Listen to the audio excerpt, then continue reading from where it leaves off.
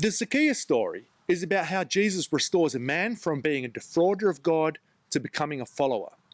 But what is the purpose? In this series, we've been discovering what it means to be a disciple.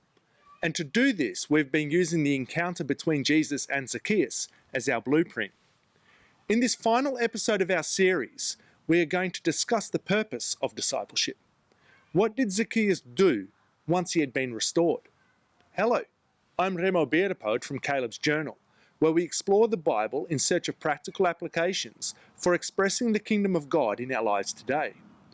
To accompany this series, we've created a free downloadable study guide that you can access by clicking on the link in the description box below. So let's get started.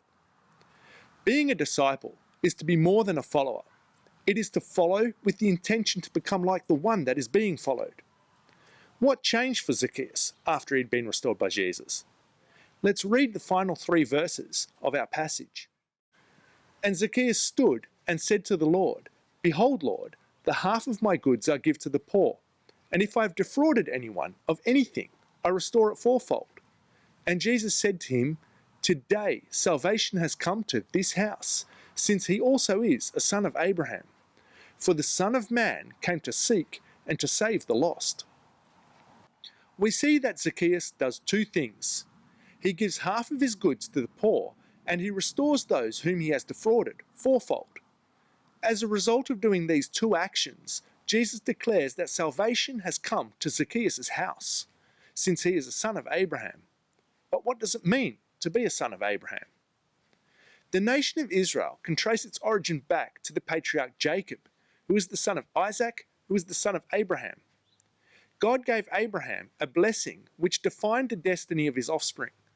This blessing is recorded in Genesis 12 and verse 3 and says, "In you all the families of the earth shall be blessed."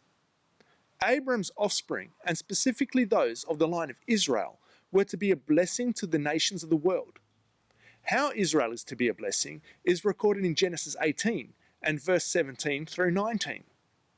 The Lord said, "Shall I hide from Abraham what I am about to do, seeing that Abraham shall surely become a great and mighty nation, and all the nations of the earth shall be blessed in him? For I have chosen him, that he may command his children and his household after him to keep the way of the Lord by doing righteousness and justice, so that the Lord may bring to Abraham what he has promised him." Abraham's descendants, specifically those descended from Jacob, Israel, would be a blessing to the nations of the world by doing 2 things. They would exercise righteousness and justice. This defines the destiny of Israel, a nation that exercises righteousness and justice. This is what it means to be a son of Abraham.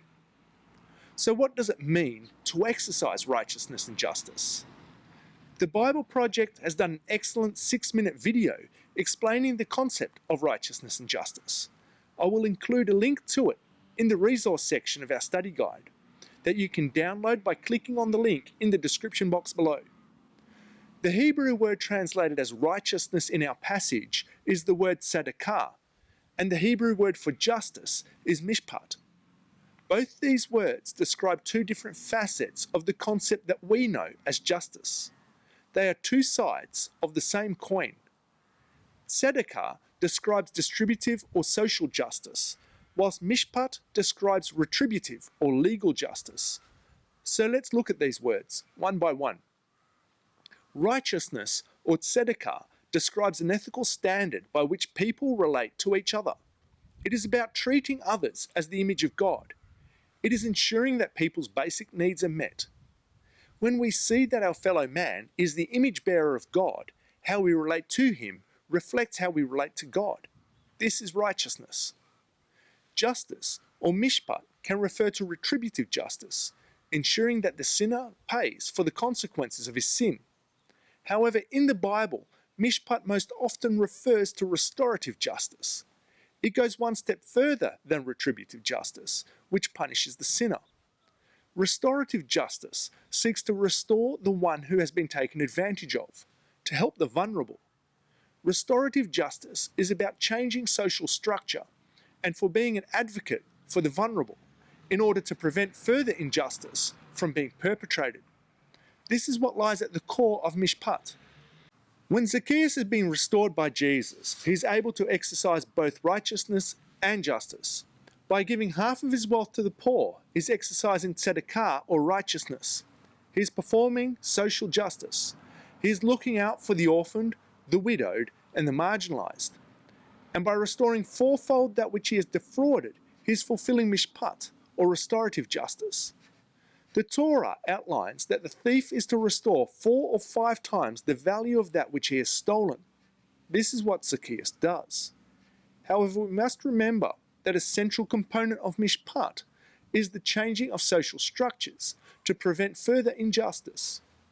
This shows to me that the restoration of Zacchaeus, or his conversion, resulted in a radically altered shift in his daily existence. The biblical account does not tell us if Zacchaeus left his position as chief tax collector.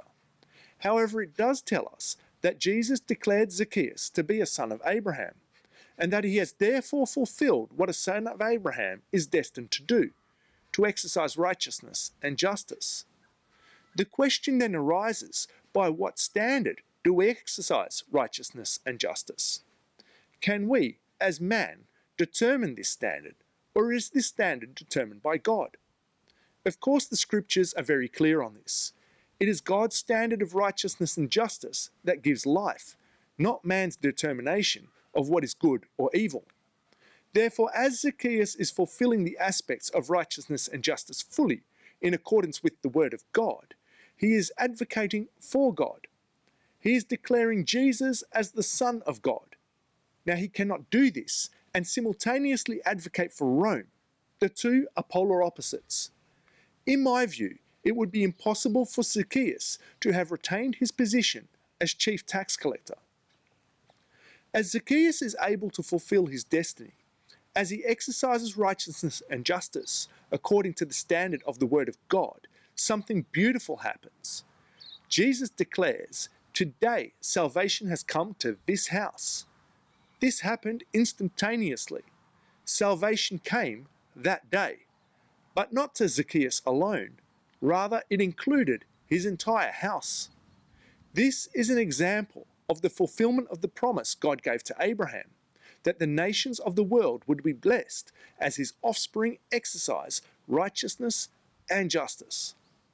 When a man casts off his own claim of sovereignty and declares God as king and submits fully to his word, not only will he be blessed, but so will his family.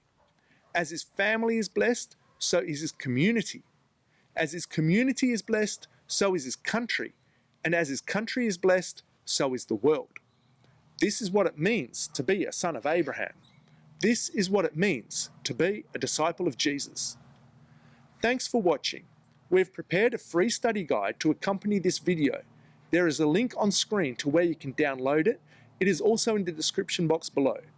If you found this video helpful, then please share it with your friends and family and give it a thumbs up. And if you would like to see more videos like this, then please subscribe to our channel.